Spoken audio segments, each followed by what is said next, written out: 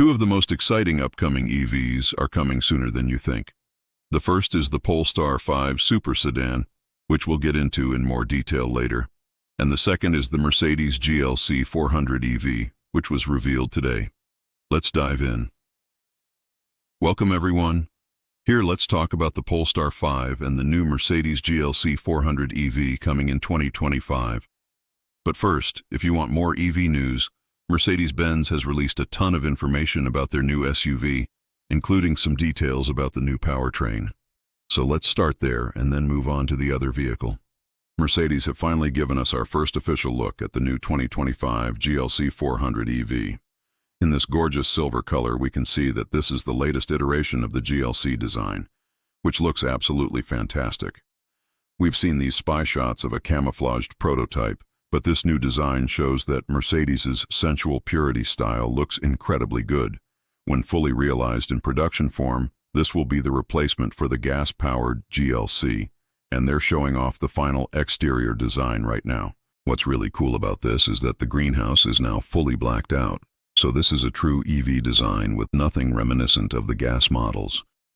Now what's also interesting here is that we're seeing the side view, and it seems like the overall proportions and shape of the body has stayed mostly the same. Not much change from the current model.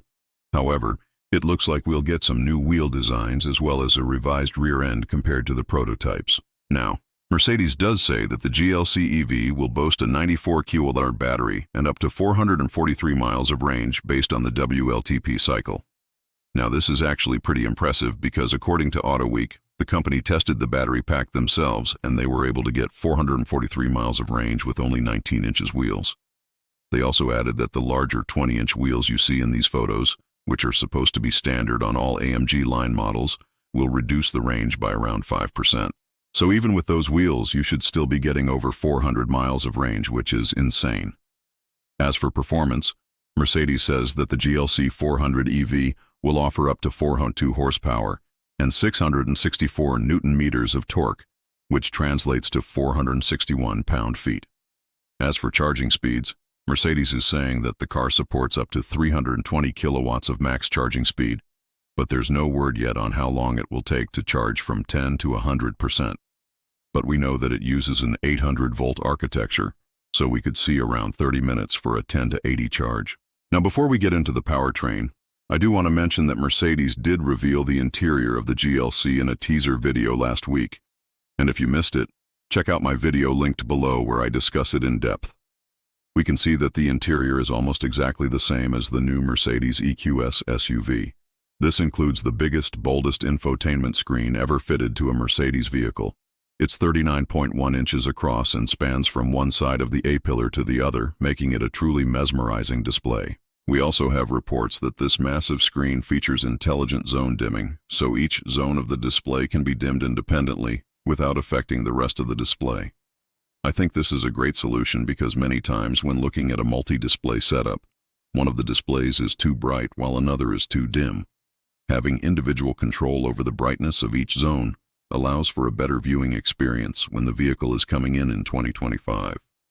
Now Mercedes says that the GLC 400 EV is being built on the new MB.EA electric platform, which the company used to develop the EQS sedan and EQS SUV.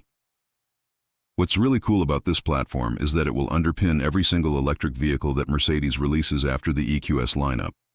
The company also mentions that the architecture is optimized for use with 800V, and the GLC EV will support that. For those who don't know, 800-volt vehicles feature things like high-power charging and ultra-fast response controls. In fact, we know that the GLC shares a lot of tech with the CLA EV, including the 2-speed rear gearbox, which enables a top speed of 140 miles per hour in the most efficient gear, and then 80 miles per hour in the high-performance gear. Additionally, the integrated braking system, which recovers energy during braking as well as enables the car to travel at low speeds without any intervention from the electric motor. Mercedes also notes that the air conditioning system has been improved to increase efficiency by 30%. The heat pump is 2.6 times more efficient than the previous generation unit, and they are also using R234YF as a refrigerant, which has a global warming potential of just 675 instead of the industry standard 1430. We also have some information about the powertrain itself. While it was rumored to be using the same powertrain as the EQS, Mercedes has confirmed that it will have different motors. The front motor produces 215 horsepower and 402 Newton-meters of torque, while the rear motor makes 190 horsepower and 362 Newton-meters of torque. So total output is at 402 horsepower and 664 Newton-meters of torque.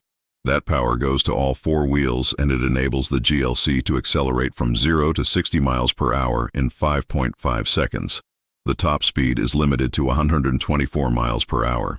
As for pricing, we don't have any new information, but we do know that it will be unveiled officially on June at 9 a.m. Pacific time. And now on to the next vehicle. Polestar, the Swedish EV maker backed by Volvo and Geely, is preparing to launch its first electric super sedan called the Polestar 5. Auto Week got the chance to sit down with the company, and they gave us some fresh details on the model. First off, let's go over the highlights. The Polestar 5 shines with up to 884 horsepower and 749 pound-feet of torque. Paired with a 112 kilowatt-hour battery, it delivers 416 miles or 670 kilometers of WLTP range, sprinting from 0 to 60 mph in just 3.1 seconds. Those numbers come directly from Polestar, and they're very impressive, especially when you consider that this is a sedan and not an SUV. The Polestar 5 is built on a lightweight bonded aluminum performance architecture, PPA, enabling agile handling. It uses an 800-volt system allowing for 350 kilowatts of fast charging, taking the battery from 0-80% in around 22 minutes. These specs showcase Polestar's mastery of electric vehicle engineering since it started as an EV company in 2016. When it comes to design, the Polestar 5 echoes its Precept concept roots with striking dual-blade headlights, frameless glass, and a clean panoramic roof lacking any B-pillars. Instead of a rear window, there's a digital camera mirror setup providing a bird's-eye view to the driver.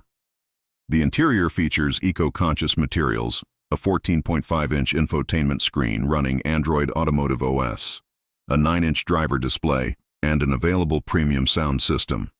As for market strategy, Polestar aims to price the Polestar 5 starting at €119,900 for the dual-motor version and €142,900 for the performance trim. That's roughly $149,900 and $160,900 respectively. Despite its impressive specs, Polestar won't initially launch the 5 in the US, China, Canada, or South Korea due to market regulations. So there you have it. Two incredible electric vehicles launching in 2025. Which one are you more excited for? The Polestar 5 or the new Mercedes GLC 400 EV? If you're in Europe, you'll get to see the Polestar 5 in the metal first. But for the rest of us, we'll have to wait until the car eventually makes its way over here. Let me know your thoughts in the comments section below. I'd love to hear your opinions. That's it for today's video. Thank you all so much for watching. Please don't forget to give this video a thumbs up today if you liked it. That is so important for getting our content out to more people. If you enjoy the content, then you'd probably also enjoy our weekly newsletter. So sign up with the link down below.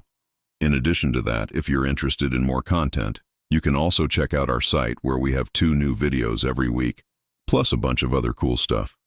There are lots of ways to support us these days. We've got merch, we've got Patreon, we've got memberships, we've got shopping options and more. So check out the links down in the description. All right, everyone, that's it. I will see you in the next one.